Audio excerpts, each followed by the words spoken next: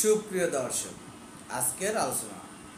আজকে যে বিষয় নিয়ে আলোচনা করব, যেহেতু তিনি আমাদের কাছে প্রশ্ন করেছেন, তার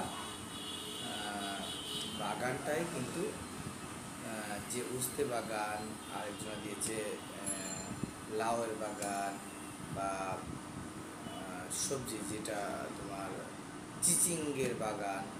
তো যারা এই সব বাগানের বিষয়ে যে ছবি পাঠাইছে, যে একজন দাদা আমাদের কাছে যে ছবিটা পাঠাইছে, ছবিটায় তিনি পাঠিয়েছে যে তার পাতা এই ধরনের পচা রোগ অর্থাৎ ছত্রাক ধরনের রোগ কিন্তু লাগছে।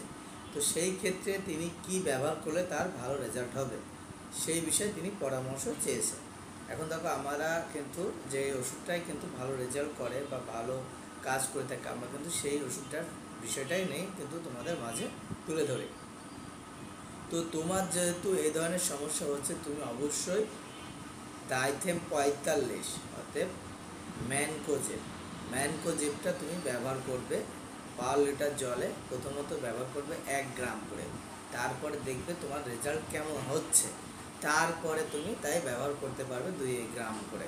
কিন্তু প্রথমত তুমি যদি ১ গ্রাম করে ব্যবহার করো, তাহলে তোমার ১ গ্রামের সমাধান হয়ে যাবে। তুমি প্রথমত ১ গ্রাম করেই ব্যবহার করবে। তো সুপ্রিয় দর্শক, আজকের আলোচনা এ পর্যন্ত ছিল। অবশ্যই আমি তোমাদের ছবি দিয়ে দিয়েছি, যেহেতু তিনি আমাদের কাছে ছবি পাঠিয়েছে যে কতটুকু করে দিতে হবে বা গাছের এই অবস্থা। তো এই ক্ষেত্রে তোমরা অবশ্যই ব্যবহার করো ম্যানকোজেব। যেসব ছত্রাকগুলো লাগছে, এইসব ছত্রাকগুলোর ক্ষেত্রে কিন্তু তোমাদের ব্যবহার করতে হবে ম্যানকোজেব ব্যবহার করবে পার লিটার জলে কিন্তু ১ গ্রাম করে। এইভাবে তুমি ব্যবহার করলে তোমার গাছের কিন্তু সমস্যার সমাধান হয়ে যাবে। তো যেহেতু শর্ট প্রশ্ন, তো শর্ট উত্তর।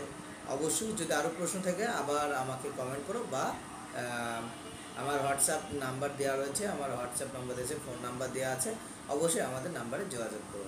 তো সবাই ভালো থাকবে, সুস্থ থাকবে। আবারও নতুন কোনো ভিডিও নিয়ে সেই বিষয় নিয়ে আলোচনা থাকবে। তো যারা এখনও চ্যানেলটি সাবস্ক্রাইব করেন, তারা অবশ্যই আমার চ্যানেলটাকে সাবস্ক্রাইব করে রাখো। তো ভালো থাকবে, সুস্থ থাকবে।